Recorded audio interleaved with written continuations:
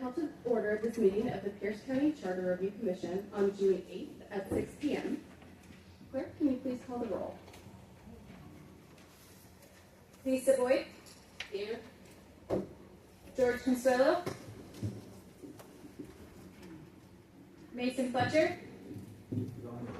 On his way. Kate Ginn. Here. Sharon Hannick. Here. Caleb Heimlich. On his way also. Elizabeth Guerrero. Here. Billy Joe Hetherington. Here. Jake Hunter. Here. Martha Lance. Here. Justin Layton. I think he's on his way. Brenda Likens. Also. Brenda Molesky. Here. Jerome O'Leary. Here. Holly Brogy. Here. Jana Rohr. Here. Devin Rydell Kelly. Here. Troy Sarad. Here. Jen Marie Strickling. Here. Judson Willis. Present. Kelsey Behrens. Here.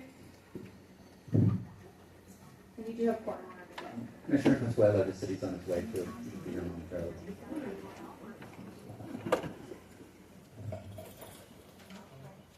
All right. So we do have quorum, thank you, Clerk. And what we will do now is move on to the Pledge of Allegiance. Can folks please stand?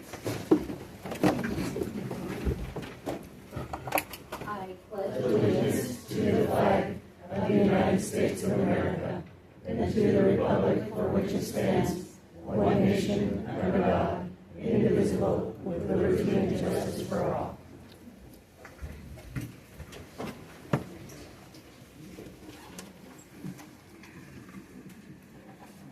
All right, so the next order of business is to approve the agenda. Can I get a motion to approve the agenda? So moved. Moved and seconded.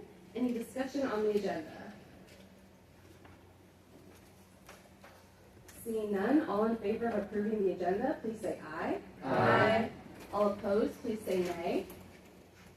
Any abstentions? Hearing none, the agenda is approved. And Clerk, if we can count that Commissioner Likens is here. All right. Next is the approval of minutes. In the packet are the minutes from May 27th, 2026, which was a special meeting. Can I get a motion to approve the minutes? Motion to approve. Second. Moved and approved. Any discussion on the minutes? And also, Clerk, if we can count that Commissioner Consuelo and Commissioner Layton have arrived as well. Any discussion on the minutes? Seeing none, all in favor of approving the minutes, please say aye. Aye. All opposed, please say nay. Any abstentions? The minutes have been approved. So that will take us on to, there's too many things. On to public comment. Clerk, can you please tell us about any written public comment we've received? Yes, there are 15 written comments that are included in the packet. Wonderful, thank you. For folks who are interested in giving public comment in the room tonight, please make sure that you've signed in on the sign-in sheets and that you've indicated yes, that you are interested in providing testimony. If there's not a yes, I don't know that you're interested in sharing.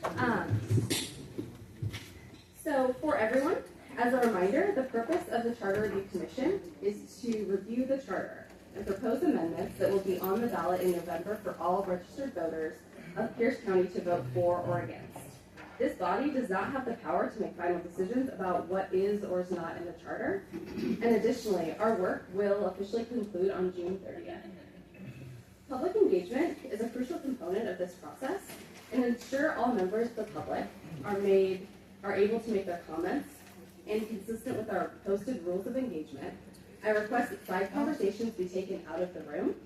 All comments be directed to the commission as a whole and not to individual commissioners, and that the audience refrain from clapping or other forms of expression or disagreement. Each person who decides to share tonight will have 2 minutes to share their public comment. Time may not be donated to another speaker, and comments must pertain specifically to proposals that are pending before this commission. Please state the proposal that you are addressing and direct your comments to those items, as opposed to general comments related to the commission process. And please do state your name and the district that you're from so that we know where you're coming from today.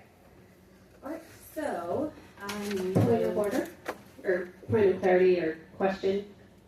Madam Chair, do we have enough seats for the public, or can we? There are a couple of additional seats around the corner here, but we are pretty contained in our space today.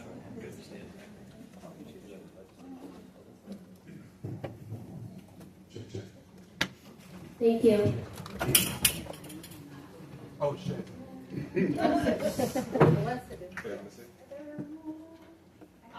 Sorry, John. Thank you. Tell them don't be mad. All right, I will. I'm sure you're fine.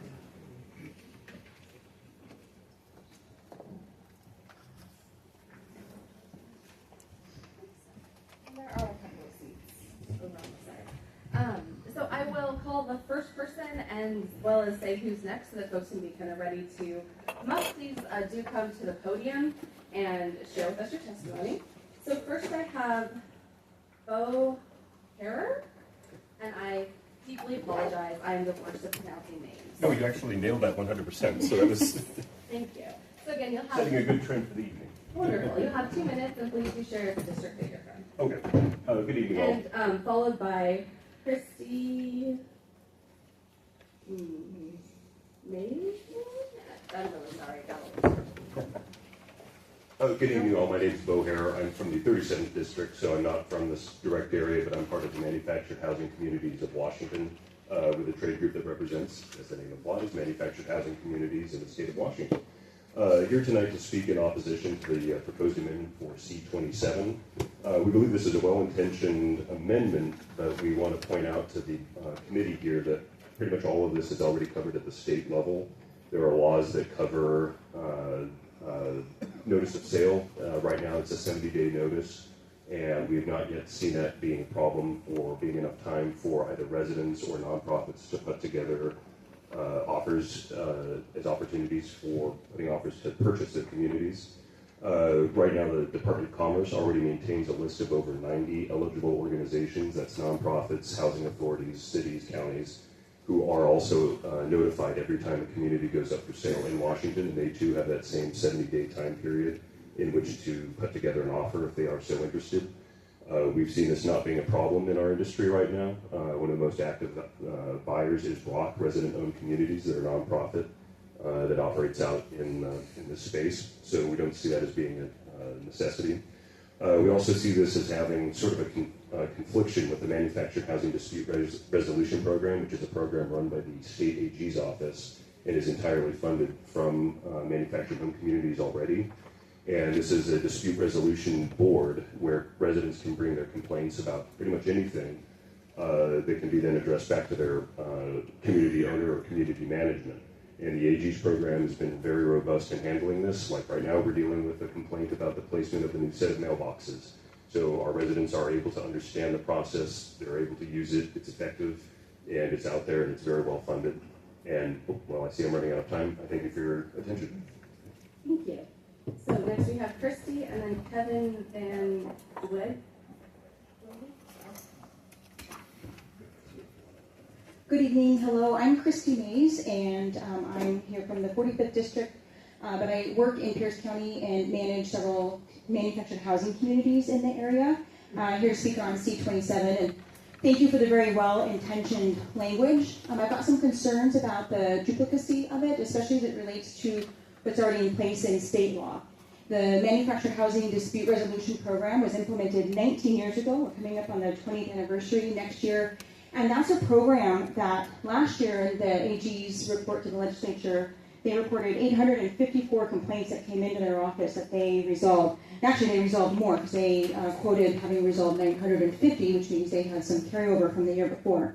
They also quote receiving 1,700 phone calls into the program to help manage landlord-tenant disputes. And among that team that handles them, there's 7 full-time staff, as reported in the 2025 report to the legislature, and 3 part-time employees as well. So it's a pretty diverse and pretty robust program that's in place already that residents and housing providers have in place when there is a dispute that exists. So I want to just reference that and the fact that every community that registers pays a $10 fee into that program every year. So every time I register a community each year, I'm paying $10 into that program. So it's pretty well funded given the number of spaces that exist in this space.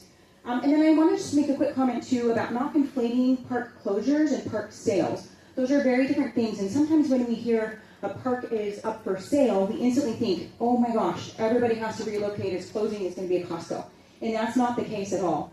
Oftentimes when communities are selling, they're selling from one investor to another investor who intends to use that property the same way to continue to offer that housing. So I just want to be careful and draw some attention to the fact that closure and sale are not one and the same.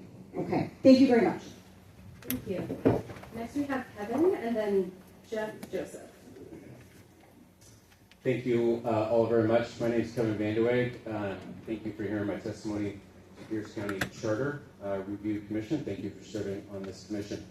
I am a resident of Thurston County and have spent 18 years as a legislature in the state representing the North Olympic Peninsula.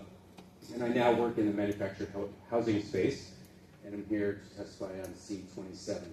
I would urge you to proceed with caution on this and to concentrate on other areas that could be more valuable. One, I think this commission, first of all, realizes manufactured housing is some key housing that we have in the state. It's affordable, and it provides entry level, and it also provides very stable housing for our senior citizens. If Pierce County creates a duplicative process, a local governance that is already exists at the state level, one bad outcome of that could be is when the Pierce County folks and the state folks disagree on the same complaint. And that can actually cause residents fear and a lot of unknown.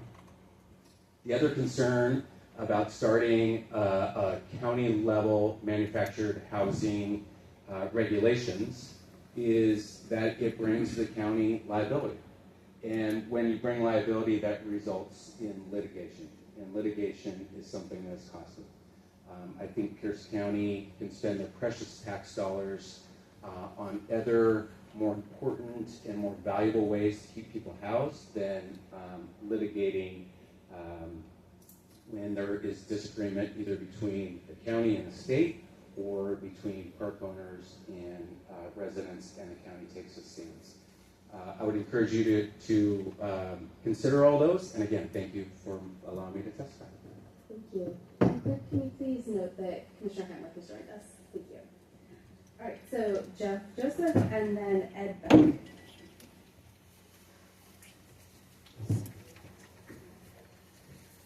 Jeff Joseph, Council District 7, Madam Chairman. I'm here to speak on the campaign finance measure P7. It is a lie that this amendment would promote fair and honest elections. It is the truth that without the ability to raise money and speak freely, incumbents' access to free media biased in their favor and Democrat support by biased media sources would give both an overwhelming advantage over challengers and Republicans. This amendment is also a clear violation of the First Amendment of the United States Constitution, which was confirmed by this Commission's partisan legal counsel. Commissioner Rydell Kelly's imaginary friend from Issaquah also lied about Issaquah candidates set finance limitations. The Issaquah City Municipal Code, Finance Section 1.30.010A, Spot 10, says, quote, a candidate's contribution of his or her own resources cannot be limited under law, unquote.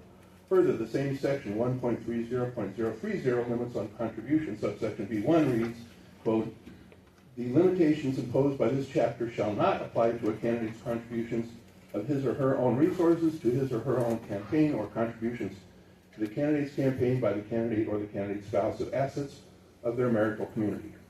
This proposal claims that, quote, this measure does not mandate any administrative burden on the county at all. That's a lie, as it does establish a framework for county funding of elections, thereby creating the authorization for taxation and the administration necessary to implement this socialist-style wealth distribution. This proposal claims also It does not restrict the right of people or even organizations to speak freely and publicly on political matters. That is a lie, as the most effective way to communicate freely with nearly 600,000 registered voters in Pierce County is to purchase radio, TV, or print advertising. TV being the most expensive since 1960, it's proved that it's the most effective way to communicate. If you don't understand the reality of political messaging, the title of this message sounds appealing. In reality, this is another effort of the indivisible contingent to gain political advantage. Thank you. Please oppose this illegal amendment. Thank you. So Ed Beck and then Jonathan Ames. Thank you, Lynn. My name is Ed Beck. I'm from the 25th Legislative District. Speak into the microphone. My name is Ed Beck. I'm with the 25th Legislative District. I'm here to talk about housing stability and manufactured communities. So I was in Pierce County for 32 years. My wife and I moved here after the Air Force. Decided this is where we wanted to build our family. I've always appreciated that people in Pierce County treat each other looked out for one another. That's why I support this proposal. For me, there are three reasons. First, it's fair. This proposal doesn't stop anyone from selling their property. It doesn't stop redevelopment, and it doesn't stop the park owner from recovering legitimate costs. If costs go up, they can be recovered. What this proposal does is require transparency, notice, and fair process. It also gives the residents the opportunity to come together to try to buy the property. No one's being forced to sell to residents, they simply are being given a choice. Second, I think it's practical. We need more housing in Pierce County. I don't think anybody would argue with that. But we also shouldn't ignore the cost when people are displaced. When families are forced out of manufactured homes, they don't disappear. Many lose the equity in their home. Some need relocation assistance. Some end up relying on public service, nonprofit organizations, or family members to help them get back on their feet. Cost eventually show up in social services. And finally, it's the right thing to do. We're talking about thousands of our neighbors in unincorporated Pierce County, seniors, veterans, working families, and people with disabilities. These are people who bought homes, pay their bills, and are trying to live their lives. As veterans, my wife and I were taught that you look out for people beside you. I think that principle applies here too. This proposal is about treating people fairly, respecting property rights, and recognizing that housing stability matters. I urge you to support it. Thank you. Thank you. Jonathan Ames and then Brandon Stewart.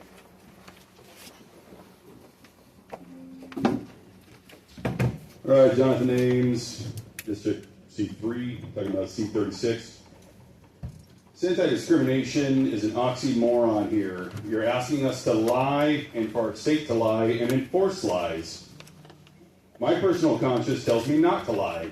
My God tells me not to lie. You say you don't discriminate against religion, yet you're attempting to do that with this. Health and wellness information paints a bleak picture for the homosexual and transgender lifestyles. Higher rates of STDs, higher rates of drug abuse, higher rates of mental illness, higher rates of eating disorders among these communities persist. I don't lie. You lie. You want to silence us from speaking the truth to these people to protect their feelings. I want to help them protect themselves. A healthy society does not tolerate this level of self-destructive behavior, and yet here you are demanding we lie, and thereby damaging these people's health, harming boys and girls. So we only discriminate against people, what you guys want, who want their neighbors to be prevented from mutilating themselves, from boys being castrated, and from girls chopping off their healthy breasts. Why are you trying to force us to lie? That's all I have to say. Thank you. Brandon Stewart and then Alex Rosenkamp. Hello, committee. My name is Brandon Stewart. I'm an Air Force veteran who served for 14 years and deployed to the Middle East. Today, I'm proud to call Tacoma home, and I appreciate the opportunity to share my thoughts. My message today is one of encouragement to the committee, encouragement to prioritize the guarantee that ensures all voices of our community are heard through continued strength of its policies. An instrumental tool for success would be the creation of a Veterans Advisory Board for the city of Tacoma. Veterans bring valuable leadership, experience, and perspective. A dedicated board would provide an important voice on issues affecting veterans and their families. I also advocate for the creation of the Sheriff Ombudsman position and an independent oversight process for law enforcement. Independent oversight benefits both the community and the sheriff's office by promoting transparency, accountability, and public trust. It provides residents with confidence that concerns will be reviewed fairly, while also giving law enforcement an objective process that can strengthen credibility and highlight the professionalism of those who serve. Strong oversight and strong public safety go hand in hand. Finally, I urge continued support for the Young Persons Council and the Office for Children and Youth. Young people are facing significant challenges and they deserve a voice in the decisions that will shape their future.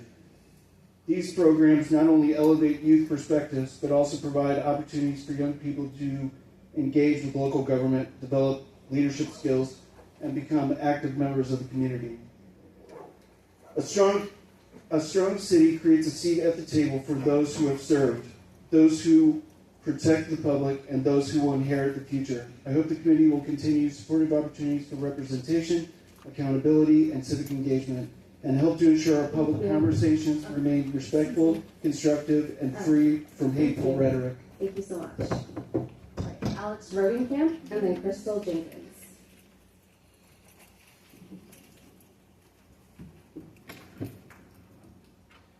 And of course, I would lose exactly where I was looking at.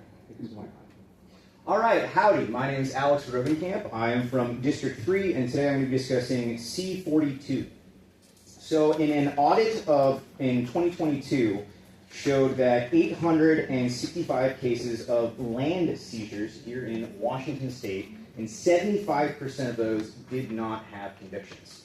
Now, I see Keith Swank looking at me right now, and I will admit that some of this data is hard to find. So it is said that there's over 40 million forfeitures across Washington State since its founding. Now, this might not be the exact data, but nonetheless, I firmly stand as a property owner in the rights of private property citizens and ownership.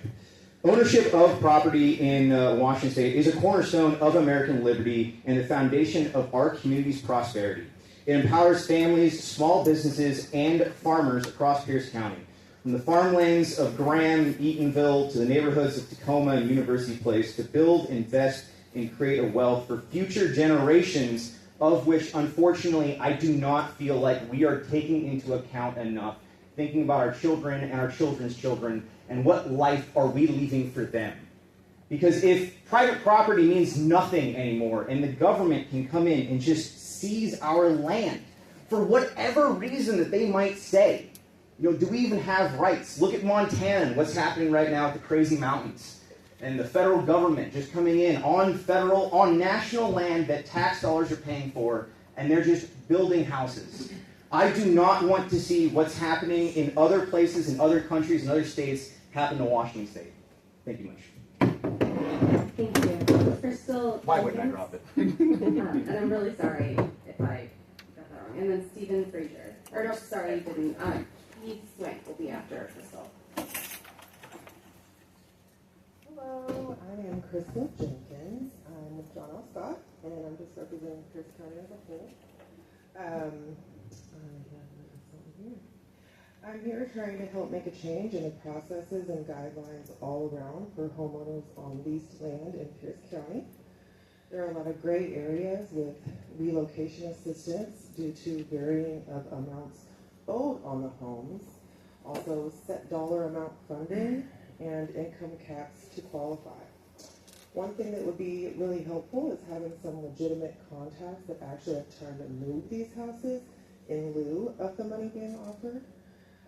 Sometimes it's up to 3 months to move them, and assisting with moving the home to another park by partnering with these heavy haul companies could eliminate some of the displacing.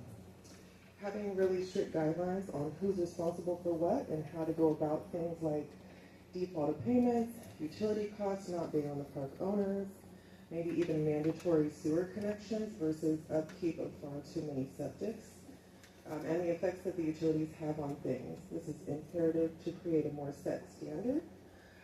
Capping some of these space rents is huge. If you're leasing land, it shouldn't be the same amount as renting an apartment in the area.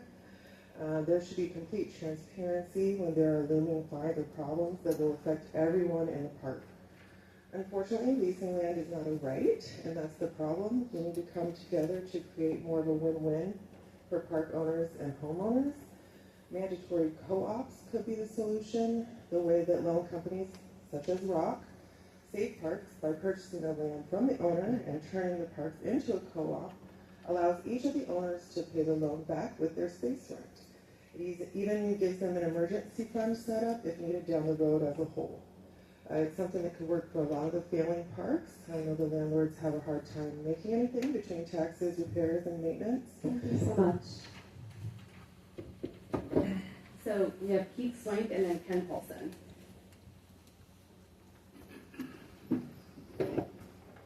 Keith Swank, District 3. Tonight I'll be speaking about C36. Modernization of anti-discrimination language is offensive to me. It discriminates against those of us who understand the proper usage of the English language. This amendment states that language cannot discriminate against a list of 15 or so groups of people who make up a very small percentage of society, but it discriminates against normal people. Who gave people on the left permission to change our language and then tell me I must abide by the rules they made up? Singular pronouns are for singular people. Plural pronouns are for more than one person. Just because you want me to address you by your made-up pronoun doesn't mean I'm going to do that. I'm going to call you by the proper pronouns, the ones I learned in English class before you decide to change our language. We are living in Orwell's 1984. He who controls the language controls the masses. You are trying to impose newspeak on me. I'm not participating, and I hope others will join me. I'm going to give you some normal words to use. Instead of saying unhoused or individuals experience homelessness or persons without fixed addresses or people without residential stability, use these normal words. Homeless, transient, hobos. Instead of people with substance use disorder, call it like it is. Drug addict, alcoholic, junkie, pothead, crackhead. The left wants us to use these softer words to reduce stigma and negative bias to show that addiction is a medical condition, not a moral failing, but using this softer language is the moral failing. Since the left has taken over our language, no one is accountable. It's always someone else's problem, not the alcoholic, the drug addict, or the homeless person's fault. Until we start holding people accountable to be productive citizens, we will continue to live in squalor. Next we have Ken Paulson, followed by Vicki Burke.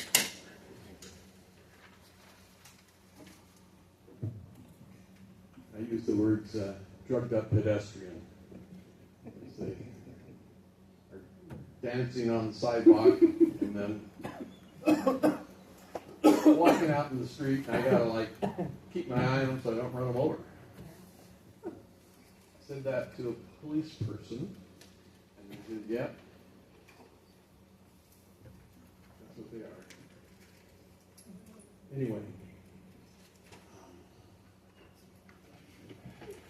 Looks like I would say a number here. 30 and 34. What I see is overreach. I want to reach out. You can't do that anymore. We're not doing it this way, and we're going to have I'm going to describe the ombudsman as like king of law enforcement. And my question is why would there be an ombudsman for all the other elected offices, including here?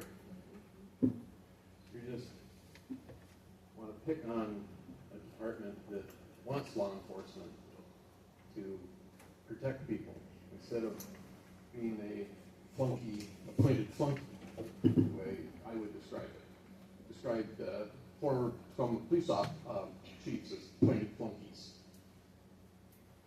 Because they were. I personally talked to one and says, "Hey, there's a drug house here." Didn't want to know the address, didn't want to know nothing. Appointed flunky. What we got now is somebody who had a drug raid. A real police chief in Spelman. So anyway, I'm very disappointed in this whole process. The left on this Thank you. Vicki Burke, and then Lori Bach.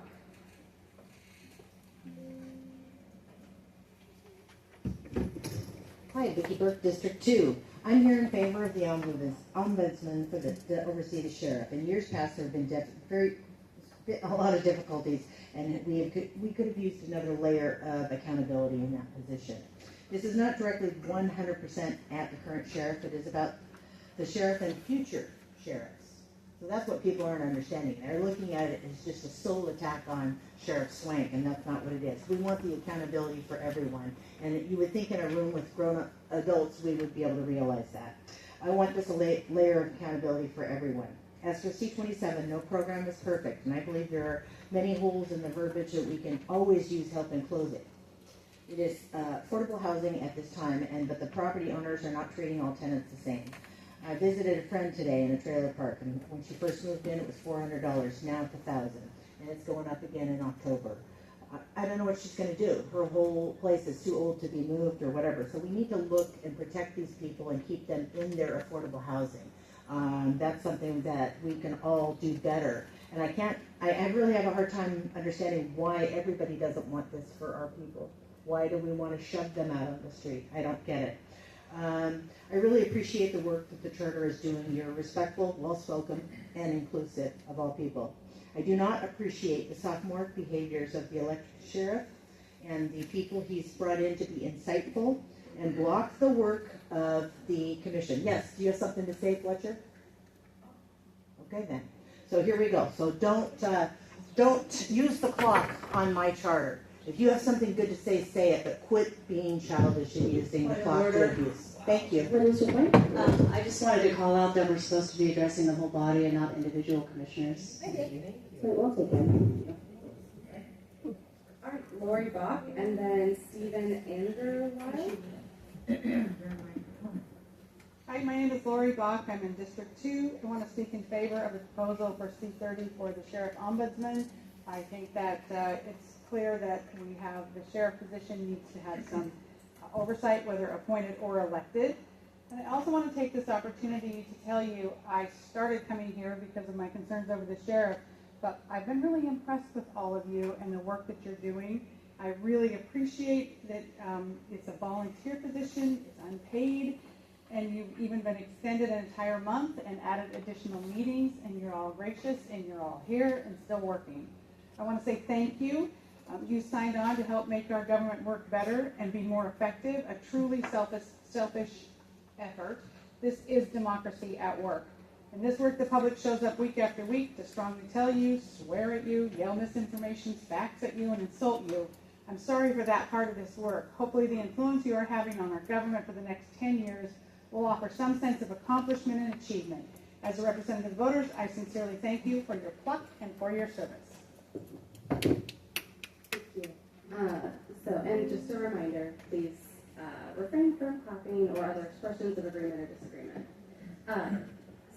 Stephen Anderlyle? Steve Anderley, Thank you. District 2. And then Linda, wow.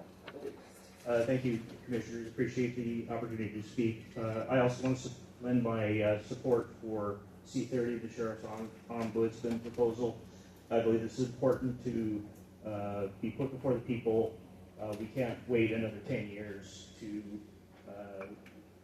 not have more oversight over this position. It's extremely important, and we've had many, many difficulties with this position. Thank you.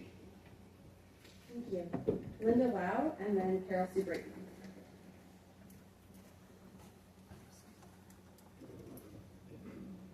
Good evening. I'm here today to speak out against the political witch hunt targeting our elected Keith Swank.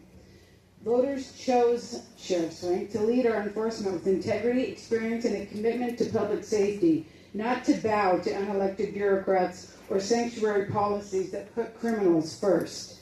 Yet certain county officials are pushing to undermine him, change the charter to make the sheriff an appointed position they can control, and launch investigations over his speech and strong stance on immigration enforcement and constitutional principles.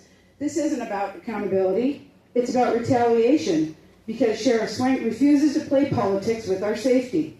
He wants to work with ICE to remove criminal illegal immigrants, prioritize citizens, and keep Pierce County secure.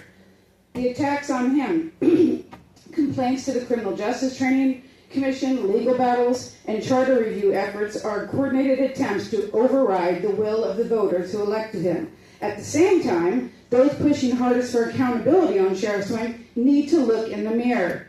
Prosecutor Mary Robnett and others involved in these clashes should face the same scrutiny. Why the double standard? Residents deserve transparent, consistent standards applied equally, not selective enforcement against the one official standing up for law and order. Sheriff Swank was elected by the people. Any effort to remove or sideline him through backroom maneuvers or charter changes disrespects democracy.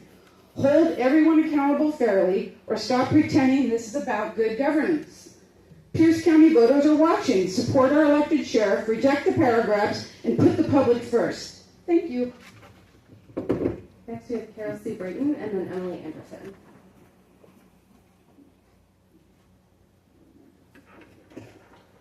Carol C. Brayton, 5th District.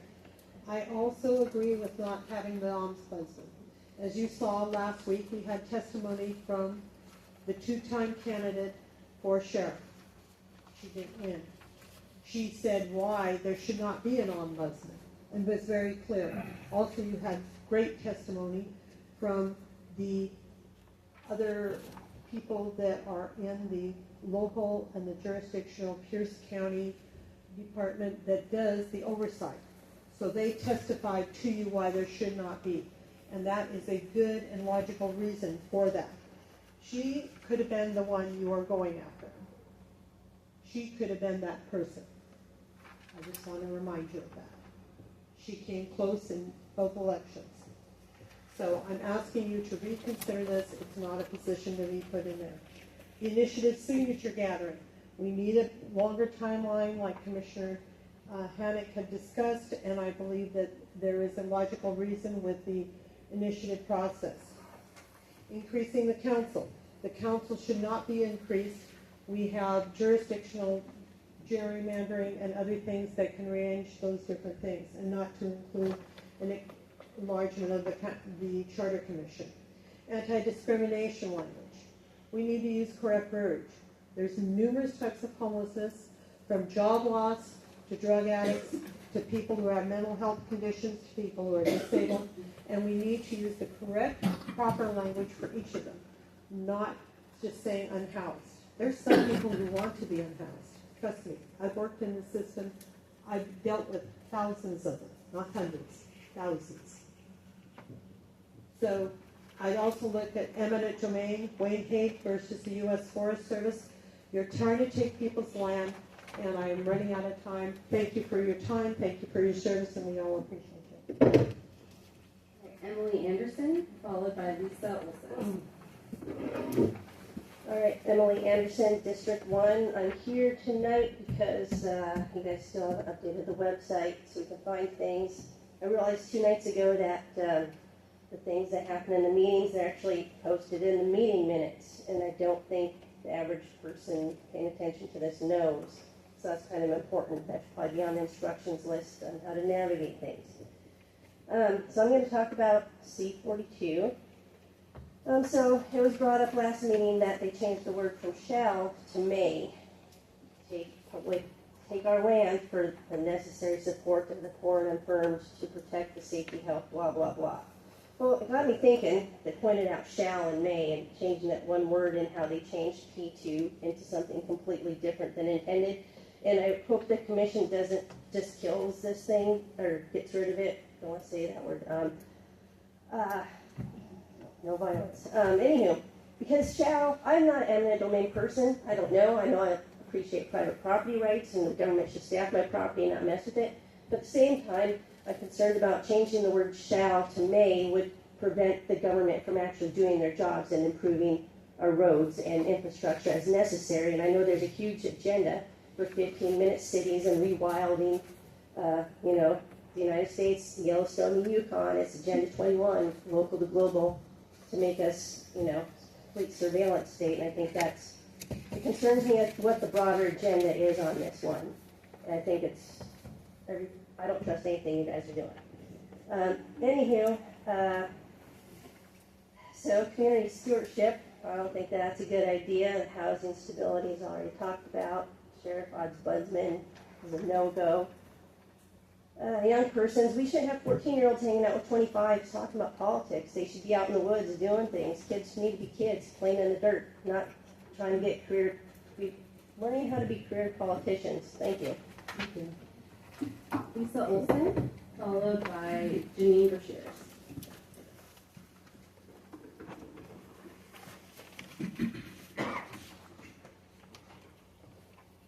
Okay. Lisa Olson, District 4. I'm here to discuss 31, 27, 42. Democracy.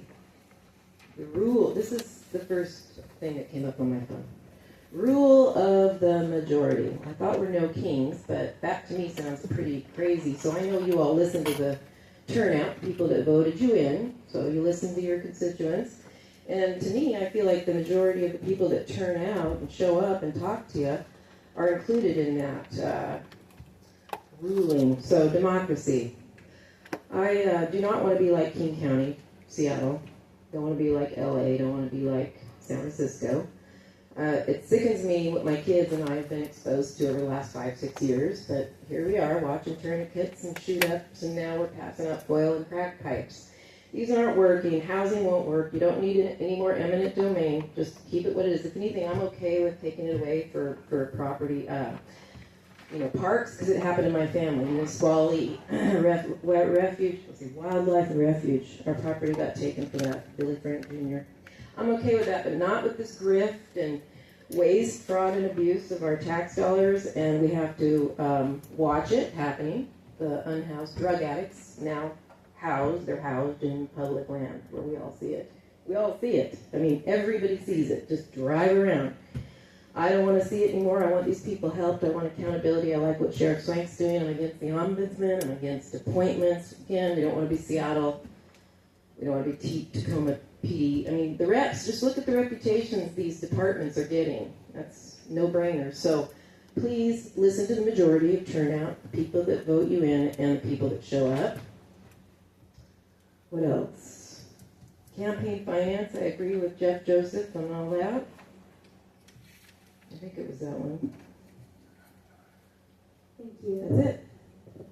Janine Brashears, and then Zachariah Burke.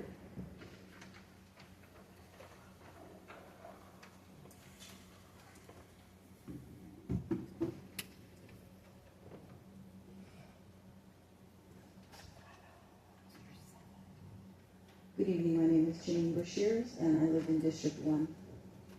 I'm here to speak on several of the amendments, C27, C30, C34, C36, C37, and C42. C27 doesn't seem appropriate for the charter. Can I comment on that? C30, I'm against, particularly because as I read it, it says about the Sheriff Ombuds, about findings of fact and quote investigations into ethics and corruption. I mean, again, no disrespect, but that's laughable.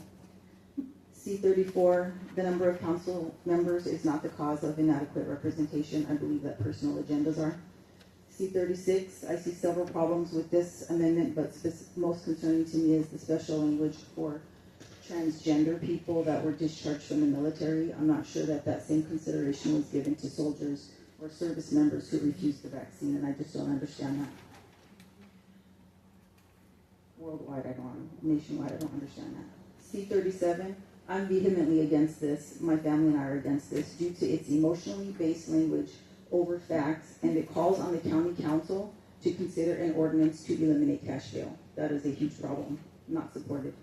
C42, eminent domain, strongly against this. I understand, I know history, I know that there's reasons sometimes for eminent domain, but again, in this state and in this environment, sorry, not acceptable. And if it does pass, I'd recommend that the sponsor and its supporters have their land taken first, because again, it says here it's taken to address social, economic, and environmental inequities, particularly as we confront growing property speculation, etc., that they can give their land up first or have it taken first. With the last time I have, I'll say again, we support an elected sheriff. 12,000 people signed in against that bill in the legislature, only about 2,000 signed in for. Zachariah Works, and then Ian Armstrong.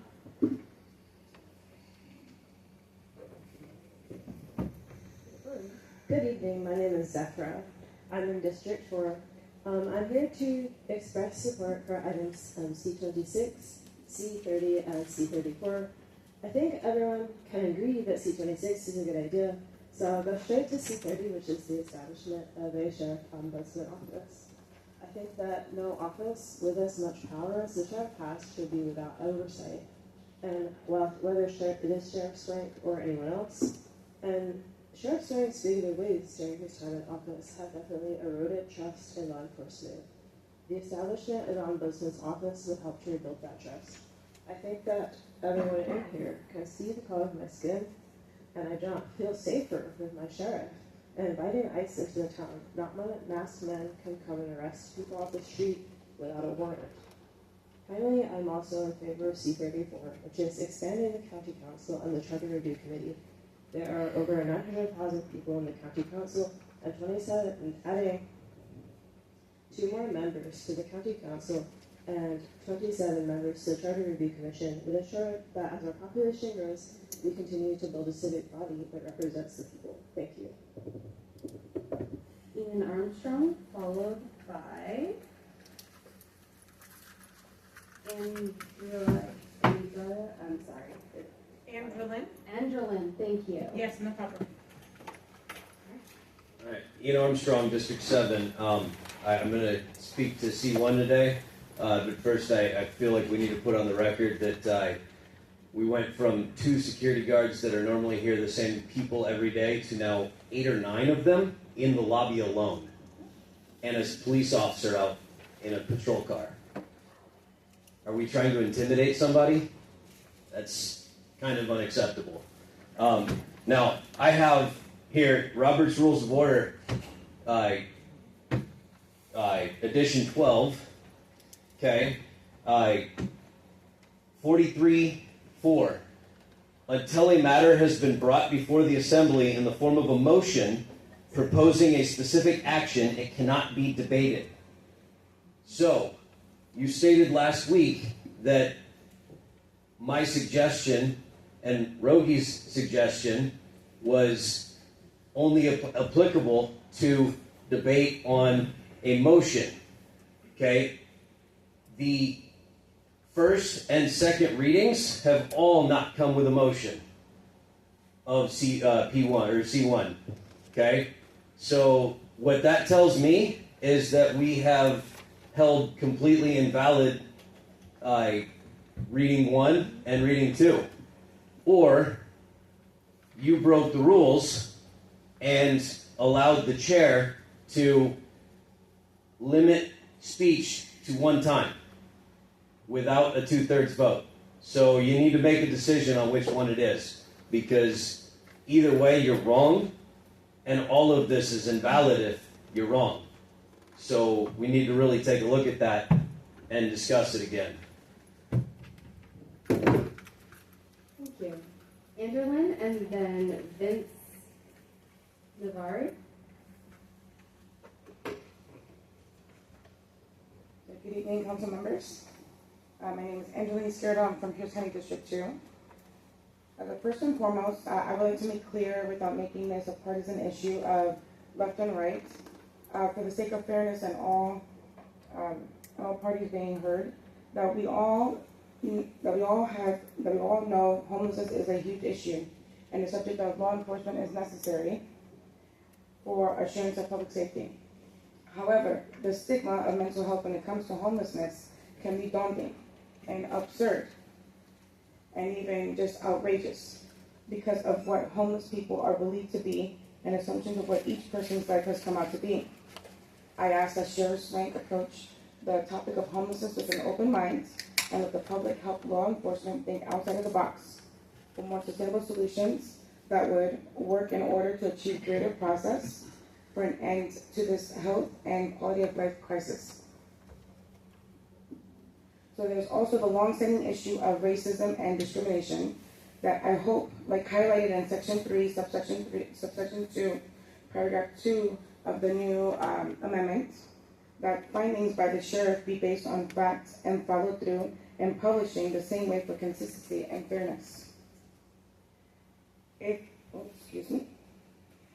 Be open-minded in approaching all issues and not place bias and prejudgment, which is commonly done, on any person of interest, and be willing to assist in a non-discriminatory or harsh manner in an oppressive issue that can lead to detrimental circumstances. If based on origins, skin color, looks, rumors, and other superficial belief that is suppressive. Thank you very much. Vince Navarre, and then Delaney McLaughlin.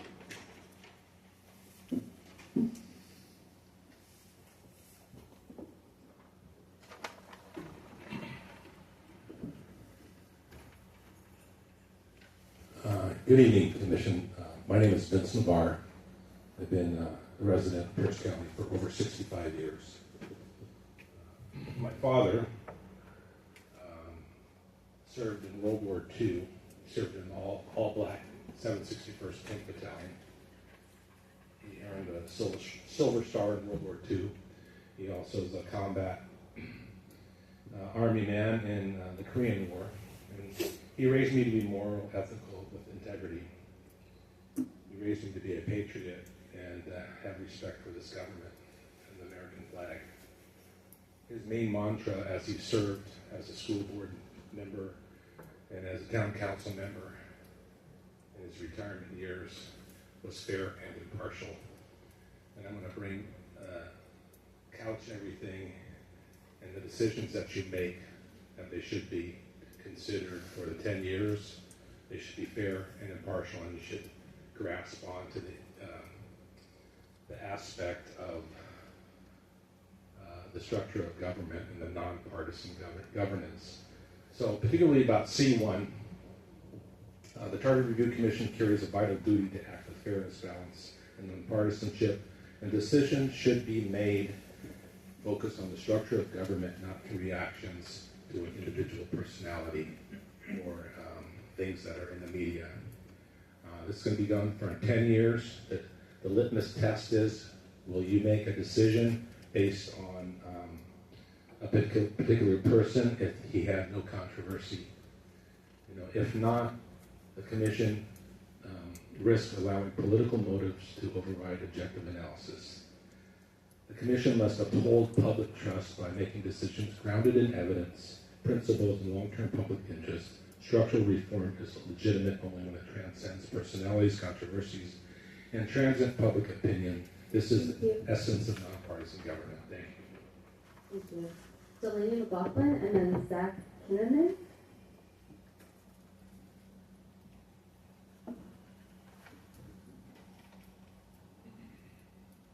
Good evening, my name is Delaney McLaughlin. I am a Pierce County resident. I spoke on June 3rd via Zoom regarding C30 and C33. I would like to again place emphasis against that, as well as C42. Like many people my age, I spend my time working several jobs, making payments, and doing my best to build a future. A future is why I took the time to be here tonight. When I look at many of the proposals being discussed, I find myself asking a simple question. What kind of relationship should exist between citizens and the government? I believe government works best when it has relationships with with its citizens. And like any relationship, that begins with trust. Trust in the people. Trust the people to choose their own leaders. Trust the people to keep and own their own property. Trust people to participate in decisions that shape their communities. Too often, government grows by taking decisions that once belonged to ordinary citizens and places them further away from public influence. Sometimes those changes are presented as efficiency, sometimes as modernization, but every time authority moves farther away from the public, accountability moves with it. That is why I am concerned about proposals that would reduce the direct roles voters have, like selecting their sheriff, and why I am cautious about proposals involving eminent domain and government authority over private property. A free society depends on more than good interaction or intentions. It It depends on limits, checks and balances, and it depends on remembering that government is not the source of our rights, it is the guardian of them. The people of Pierce County are capable of governing themselves, they are capable of making difficult decisions, and they deserve a charter that reflects confidence in the citizens it serves. Thank you. Thank you, Zach Kinnaman, and then Mark Garris.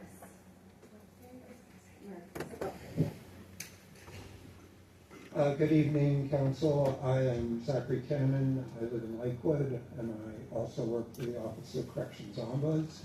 And I am not here in an official capacity with that office, but speaking as a private citizen of Pierce County for the last 53 years. I've been an Ombuds member for 5 years. I was instrumental in establishing it with a group of 10 other people. It is not some left-wing organization that is here to impose a Swedish form of government or inspection upon people of Pierce County. We are an ombuds office. We are a neutral third party in disputes between organized law enforcement or corrections and individuals with a complaint that would not normally be heard outside of a grievance system or some form of dispute resolution within those correctional or prison facilities that are frankly not trusted, relied upon, or believed on by the incarcerated or their families. There are 16 different ombuds offices dealing with education, long-term care, family and health services. We are not just simply law enforcement aimed at a particular sheriff in Pierce County. Quite frankly, I tried to have a conversation last week when I came here with the sheriff, and it was obvious I wasn't going to change any minds or make any headway. But I don't hold that against him. I don't care, because if we don't like the sheriff, we can change him through the elective process. But I am here to speak about ombuds because I have seen it make an incredible difference in people's lives. I have seen lives that would have been lost to miscare in the healthcare area, and checks that aren't written for $9.1 million, which the state just recently did for a person that did not get our care. Thank you very much. Of course I'm not the only one. It's an unruly mind. Thank you. Spends too much time with Commissioner Etherington, I think. Good evening, Commissioners. My name is Mary Chris Castro. I just want to speak really quickly on, I'm the granddaughter of 2 World War II veterans, 2 great uncles who, one of them was tortured to death during World War II. His body was never recovered. And I want to say that I am in full support of C30 for an ombudsman for building better, like what we heard, third-party neutrality and ability for community to speak to what's going on. But I'm here today to specifically speak on Proposal C29 to establish a Young Persons Committee and an Office of Children and Youth. Every day I meet young people who are carrying a lot: stress, anxiety, depression, family, challenges, and uncertainty about their future. At the same time, I also meet young people who are thoughtful, compassionate, and deeply committed to helping their peers and their communities. But too often, they feel like decisions are made about them and not with them. Right now, young people in Pierce County are also facing serious challenges: mental health struggles, substance use concerns, the opioid crisis, and early exposure to vaping and nicotine. Research shows that about 1 in 4 students who vape report starting before age 13, with many beginning as young as 9 or 10. These are not future issues. They are happening right now in our schools and in our neighborhoods. One thing I see is consistently is that when young people are struggling, they usually turn to each other first, not adults. That means youth are often the first to see what is really going on. They understand what their peers are experiencing in real time in ways that systems and reports often miss. This is why the Charter Review Committee matters so much. Commission matters so much. You have the ability to shape how quickly and how meaningfully Pierce County listens and responds to its residents. And for young people, timing matters. Waiting years to elevate youth voice means missing years of insight, connection, and prevention. Creating a Young Persons Committee and an Office of Children and Youth would change that. It will ensure that youth not only are occasionally considered, but are consistently included in shaping the policies that affect their lives. Thank you. And that concludes public comment in the room tonight. That will move us on to our online public comment. If you would like to speak tonight, please raise your hand. And we have Jair back with us, which is amazing. I just want to give him a second. So let me know when you'd like me to start calling on people. All right. So Don McGinnis will be first, followed by Christy Gledhill. And please share your name, and you have 2 minutes. My name is Don McGinnis, District 6. I'm here to talk about keeping our sheriff at the elected position.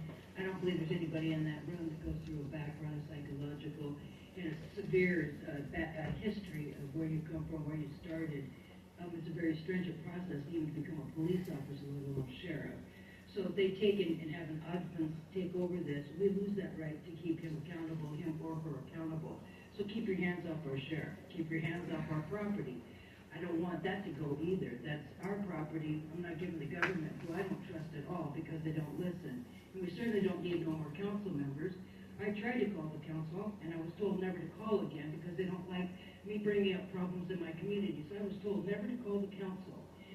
I went to the council about a problem about a homeless person that everybody talks about, how they have sympathy and empathy for the homeless, but they never talk about the victims of these drug addicts, these creeps that creep around, that beat us up, that steal, that assault us.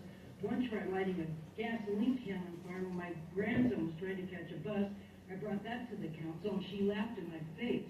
So no, we don't need no more. We need the ones that are there to take accountability for what's going on in their own district.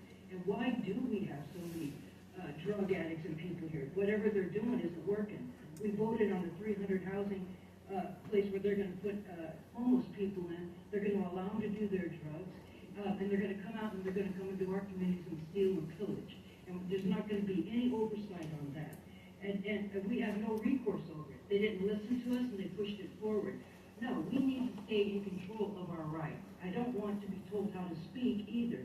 My language is my language. I'm not going to refer to anybody as he, they, she, we. I want to refer to you as your first and last name. I don't play games. I don't live in your fantasy world, and don't force me to. Because it'll be overturned anyway. It's my right of freedom of speech. So don't try and control that. Our kids are dying in schools. The teachers don't give a crap. They're doing drugs and everything else there too. Our community, our citizens, and start sticking together. Next we have Christy Gledhill and then Gloria Garcia. Wow. Good evening, Commissioners. This is Christy Gledhill, District 7. I just want to comment briefly on a couple things here. First, regarding C30, the Sheriff Ombuds proposal.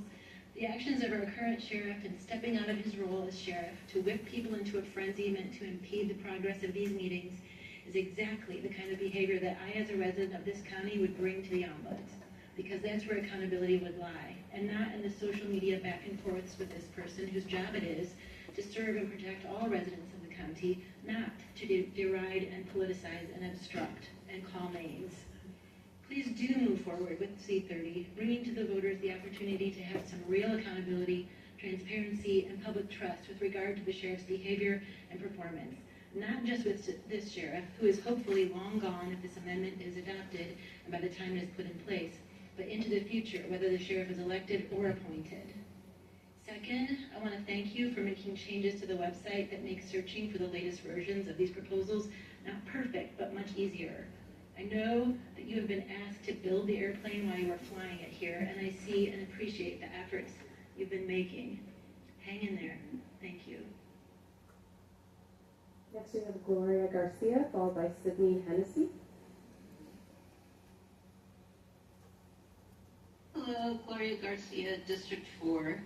I wanted to speak about, in the past I've talked about my concerns with the discriminatory actions on the part of Sheriff Swank towards transgender people and how it could adversely impact the workplace for all the people that report to him. If he is constantly chattering off hate speech about transgender people, and I'm a mom of an 18-year-old that needs to get gender-affirming surgery, I'm supposed to go to him to ask him for the time off? How would I be able to do it? He could ruin my career. And to further, he's he's threatening to get me into some sort of legal action because I keep bringing up this issue about how I believe that it's work-related and how I believe it's causing a hostile work environment, because he never lets up. And now that he's threatening to sue me or do something to me as a private citizen, convinces me even more that he is being abusive in that workplace, even beyond whatever I could envision. So I put them, I sent a link to the post with the written comment, because I wanted all you guys to be able to read the post yourselves. And thank you. Sydney Hennessy, and then Sydney Fajaro.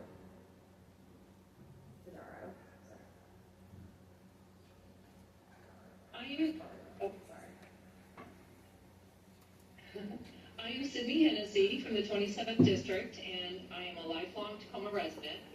Thank you, Chair and Board of Commissioners, for the opportunity to speak. My comments are regarding three particular charter amendments.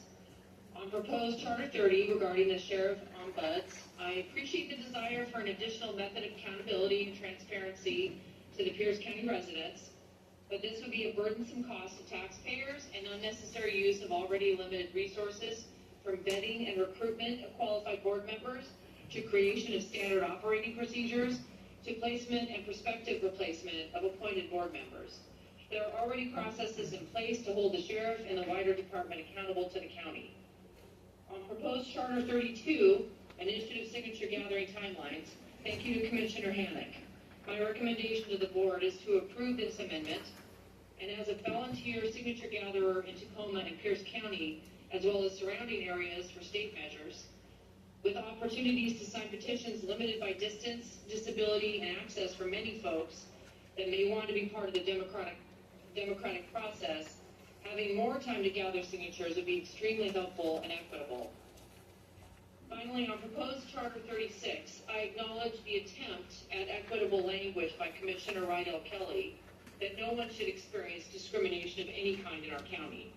However, I found it extremely offensive and hypocritical as a person of significant Jewish heritage that Commissioner Rydell Kelly saw fit to make mention at the last meeting on June 1st of a foreign and politically charged organization. The comment was not germane to the charter review meeting. I fully believe in freedom of speech and respect the right to have beliefs and opinions different from my own, but the Commissioner's exclamation had no bearing or relevance to the charter review meeting and could be viewed not only hurtful to the Jewish community in the county, but as implied discrimination. Thank you. Sydney Fajardo, I'm so sorry that I said your name incorrectly the first time.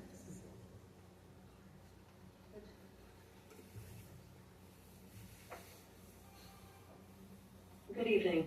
Cynthia Carter, District 3. I'd like to speak on Charter Amendment Proposal number 34, which would increase the size of the Pierce County Council from 7 to 9 members. Supporters of this proposal argue that Pierce County has grown significantly since the Charter Review was written in 1980, when the population was about 4,860,000. By 2030, the county is projected to reach 1 million residents, meaning each council district will represent far more than before. However, population growth alone does not mean that the current council structure is no longer effective. Other Washington counties provide useful comparisons. Clark and Spokane counties each have populations of more than 500,000, and Snohomish County has nearly 900,000 residents, yet all of them function with only 5 council members/commissioners. In fact, there's only one Washington county that has a 9-member council, which is King County, with a population of more than 2.4 million. Pierce County is not King County, and it is unlikely to reach that size anytime soon. It took 40 years for Pierce County population to double size, and there is really little reason to believe it will double again before the Charter Review Commission meets next. I also disagree with the assumption that residents are not being represented effectively today. Simply adding more council members may increase bureaucracy, but it does not automatically improve representation. It comes with a real financial cost. The council's current 2-year budget already exists at $15 million, and expanding the council would create yet another expense to the taxpayers. And for these reasons, I urge opposition to C-34. Thank you for your time. Teresa Evans, and then James Ward.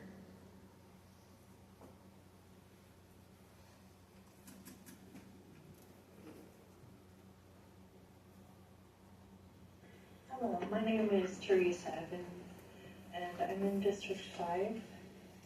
I have, let's see, I guess I can look at my name. Mason Fletcher, and Henry Shipley, and Trey Sherrod. If I could ask that, sorry, or wrong. But anyways, I'm interested in talking a little bit about your proposal 30 and 36, the ombuds for sheriff. I think is a really good idea. But I also wanted to mention that of all the things, I know that we're kind of doing this, one view against the other, and many views against, or many views for, and stuff like that. But one of the meetings, when I went to the meeting at in Bonnie Lake, I rode my bicycle up the hill, which was quite the feat. And getting down the hill, well, my tire went flat, so hey, even more of a feat. But I thought my car would be locked in the parking that I parked it at the bottom of the hill, and it wasn't. So I wanted to thank the sheriff's office for not locking the park. I don't know if they'd actually do that, but anyways, I figured I'd say that, and it would have been horrible if I had to have had an ombuds to get my car back or walk home, because it's obviously very far. But I still think the ombuds is a good idea. I wanted to talk about the anti-discrimination language, because there was something that came to mind, and maybe in a different format, 10 years ago, maybe 5, up to 10 years ago. I want people to be treated well in how they're spoken to and spoken about, and not just, how the language has changed in the charter which I read. So that's all I wanted to talk about. So thank you so much. James Ward, and then Stacy Valenzuela.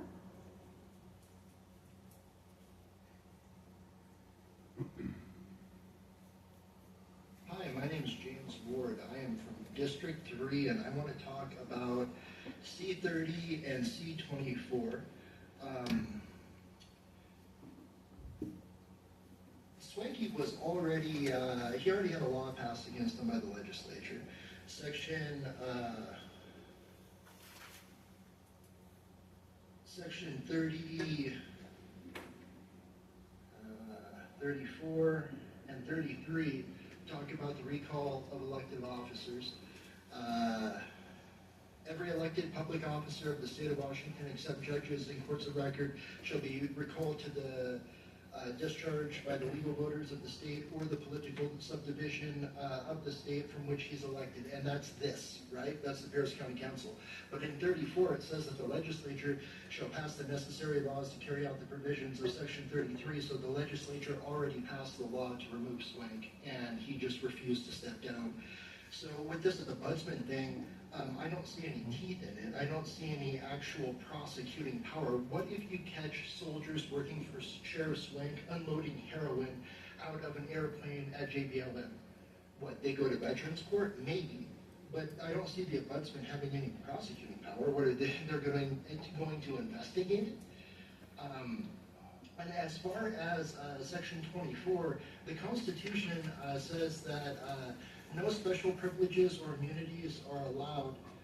Section 18 says the military shall be in strict subordination to civil power. Section 29 says the Constitution is mandatory. Section 31 says that there shall be no standing army. Keith Swank is part of that standing army, and I think that it's unconstitutional to give veterans privileges that don't belong to all people. I would love to talk to you more about this when I'm out of time. Thank you. Stacy, and then David Rose.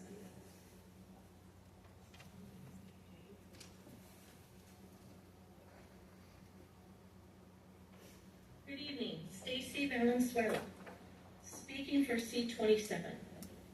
Thank you for bringing this forward. Many of us want to keep our neighbors in their homes.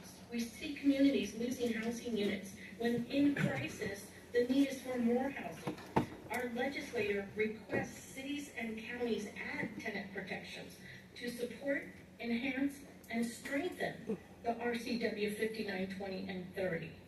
For years, several state representatives, the DOC, and housing organizations have all been supporting mobile home communities, apartments, and complexes with fair housing policy and standards for health and safety of the tenants. In April of 2025, they adopted the Emergency Support for Rent Stabilization to try to keep more people housed. Reports also released found that research for every $100 in rent increases causes 9% in homelessness, and due to economic evictions, senior homelessness has drastically increased 23%. We need added tenant protections and enforcement just to keep unsubsidized manufactured homeowners housed. Reports also find that corporate landlords who now own half of the rental housing threaten our basic human need for dignified homes through their profit-seeking tactics, create harmful housing conditions, and lead to poor health for renters, especially having a high impact on seniors and those with disabilities and public health. Through 6 strategies: neglecting upkeep, filing evictions, hiking up rents, evading taxes, dodging accountability, influencing over policymakers, undermining democracy to boost profits, creating chronic stress. I hope that you use your power and opportunity to intervene to keep resident tenants in their homes. Thank you. There is That's the end of your 2 minutes. David Rose, followed by Aaron Salzburn. Good evening, Commissioners. David Rose, District 4. Can you hear me? All right, great. Yes, we can hear you. I want to speak very briefly on the Sheriff Ombuds. I think accountability is extremely important. I encourage you to support that. I don't think there's any excuse not to send it to the voters. If you're worried about that amendment discriminating against one position over another, then make it an IG and have it apply to everyone, but nothing is not the answer when everything is also a great option. So I encourage you to support that one. On the Youth Commission, I think the youth of our community have the most to lose from the old people who are ruining our world. I think giving them their own dedicated seat at the table is an incredible idea. I appreciate the Commissioner Consuelo for bringing it forward, and I encourage you to support that one as well. Out of respect for your time, I will end my comments there. Thank you. Aaron Salzburn, and then Jeff Winter.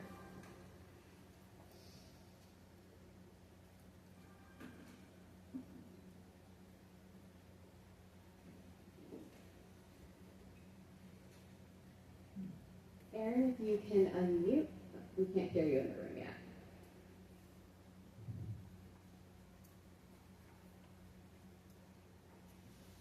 Aaron, are you there? We'll move on to the next person and then come back to you, Aaron, if we can hear you then. So Jeff Winter and then Eric Lundberg.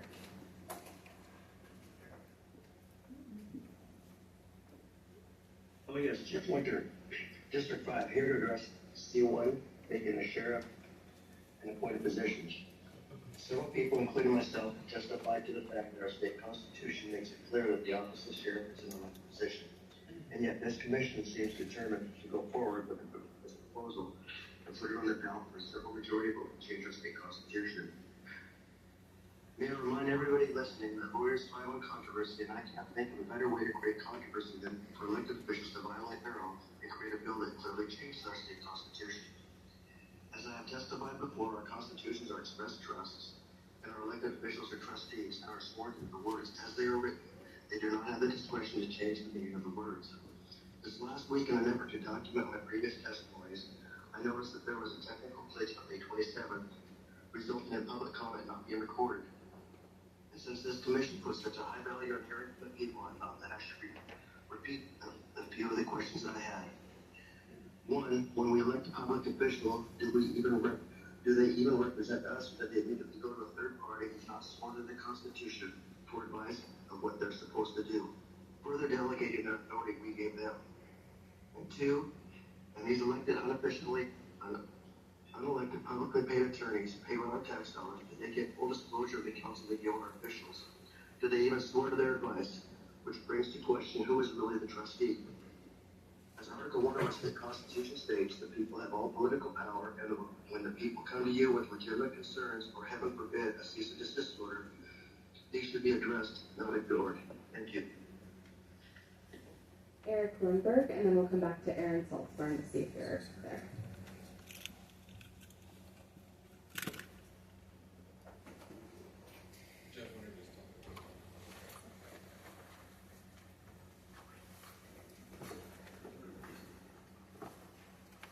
Yeah, can you hear me now? Drop that right there. Yes, we can hear you. Yeah, hi, Eric Lindbergh here from District Number 2. I wanted to speak into C30 or C40, whichever one it is, about the Sheriff Omnibus. And this it really has nothing to do with accountability, and I believe it has everything to do with conformity. That's just getting the sheriff to conform to the ideology of and the behavior of the county. Now, with that said, I also believe that this also has a deeper underlying agenda, and that's to demonize or make look bad any citizen that supports him. Now, in the past couple days, there has been a News Tribune article about how the current sheriff is rallying his base, blah, blah, blah. And there has also been a current member of this charter who has used that and commented on his Facebook page that has said that those of us who support him or support any of these more conservative-leaning proposals are exercising hate speech and all these anti speeches. Now, while I agree that everyone on the charter has free speech, there is a responsibility with that free speech. And I think that it's a shame that someone would use this, that's on the charter, would use this to build their own platform and stir up their own base. You can do that on your own time. If this is truly meant to be a bipartisan, which it's not, we know that this charter is not bipartisan. If it's truly meant to be bipartisan, then you can't use what takes place, and you can't demonize people like me who are more conservative as using hate speech to build your own platform. I think it's egregious to do, and I think that there should be some rule or some proposal somewhere that protects the people from the commission and from the accusations like that. Thanks. All right, Aaron Saltzburn, are you able to hear us? You should be able to unmute. There we go.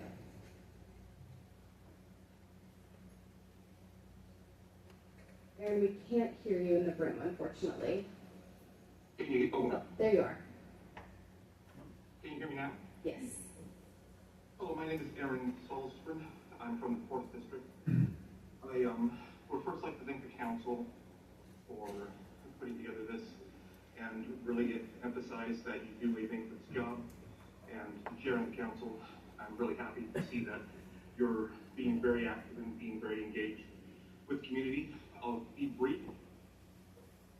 My family relies on the kindness of others. My family relies on people treating us right.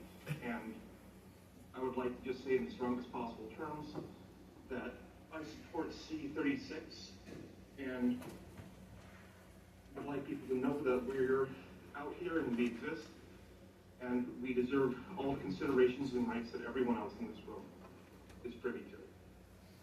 And so I would like to thank the council for putting forward the amendment, and with that I'd like to yield back my time. Thank you so much. Angelique, and then Corey Carson.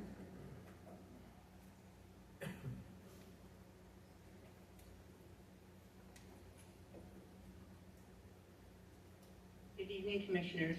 I strongly oppose the eminent domain proposal. Property ownership is one of the most fundamental rights Americans have.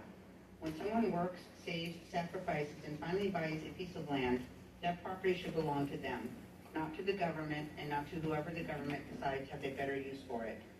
I think this proposal is based on a misunderstanding of who actually owns these properties. The people most likely to be harmed are not wealthy developers. Wealthy developers usually develop their property because it generates revenue. The people who will be hurt are the ordinary residents. They're the family that inherited a piece of land from grandma and grandpa and can't afford to build on it yet. They're the retiree who spent years saving for a small lot and hopes to build there someday. They're the working family that finally scraped together enough money to buy property, but needs years before they can afford utilities, permits, or construction. Just because a property is overgrown, vacant, or in disrepair does not mean it does not have value. Often, it means the owner is doing the best they can with the resources they have. Government should not be in the business of deciding that someone has waited too long, improved their property too slowly, or that someone else deserves it more. This is a dangerous precedent. A property owner's financial hardship should never become an opportunity for government acquisition. For family members, land is the only wealth they will ever accumulate. It is something they hope to leave for their children and grandchildren. It represents years of work, sacrifice, and planning. The charter should protect those families. The charter should protect the person who owns the property, not the person who wants the property. Government's job is to protect private property rights, not create new ways to take them away. Please reject this proposal and stand firmly on the side of individual property rights and the citizens of Pierce County. Thank you. Corey Carson, and then Jenny.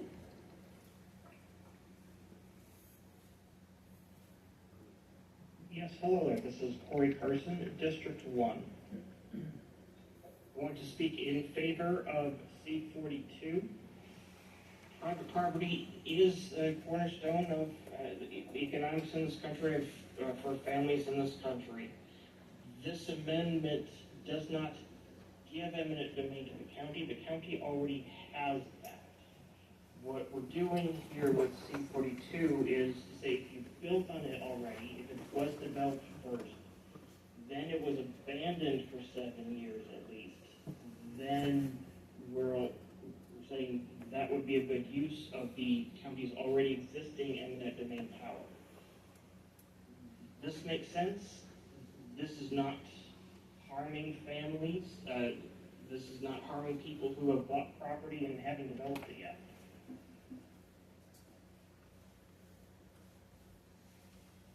I would also like to speak in favor of the C-36 non-discrimination language.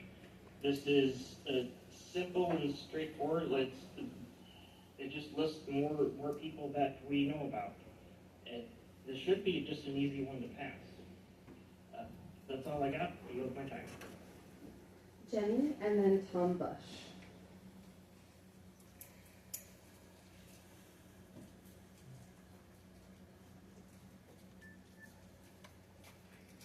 Hello, can you hear me? Yes, you can. Okay. Bear with me, I have a cold, so if I cut out, it's probably because I'm coughing. Thank you for allowing me to publicly speak. I am talking in regards to the campaign finance P7. The laws in Washington is already regulated by the Washington State Public Disclosure Commission, who ensures compliance with contribution limits and mandates disclosure of campaign financing details. The laws aim to provide voters with clear information about the sources and amounts of campaign contributions. When one compares the contribution limits already in place in Washington, they are much lower than many of the other states. So I do not agree with this amendment. I feel that what is out there already at the state level handles things appropriately. So I am against P7. I also wanted to state that I'm already deeply concerned with ethics violations and conflict of interest with numerous individuals on the Charter Review Commission, specifically those promoting the agenda of the groups that have endorsed them. For example, the individuals on this commission endorsed by Indivisible. I keep hearing about the need for all individuals to avoid racism, authoritarianism, and corruption in our government. What I've seen is passive-aggressive behaviors of members of this commission against those who do not agree with the agenda of the group that endorsed them. And it's rules for thee but not me, and that's not acceptable. I keep hearing about how you want to hold the sheriff accountable for those that want an appointed sheriff versus an elective sheriff. You're taking the say out of the hands of the people. Remember, you work for your constituents. That's those of us that are speaking here publicly, please keep that in mind. We don't work for you. You work for us. That is your 2 minutes. Thank you. Tom Bush.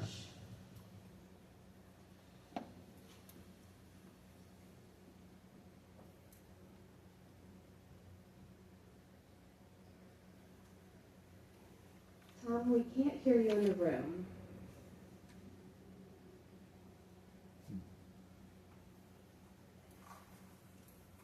Tom, it looks like you've unmuted, but unfortunately we cannot hear you.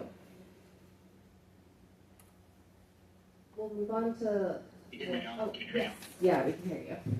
Okay, thank you, Madam Chair. Sorry for the little delay there, a little technical difficulty. So, Tom Bush here, District 1. I'm going to talk about Amendment C-42 and why I think it's not the right fit for Pierce County. So, C-42 essentially broadens the language around eminent domain. It dilutes the strict public use standard that voters approved in 2006 to a new standard that is health and well-being. I believe that this vague language is rife for abuse. Creative interpretations for public good invites creative interpretations and it could benefit connected interests, and it's not the general public.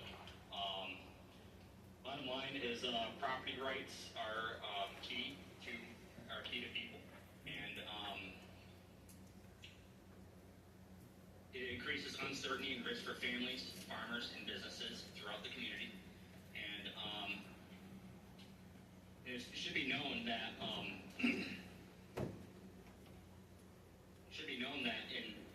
in developing nations, trillions of dollars in wealth are tied to property ownership.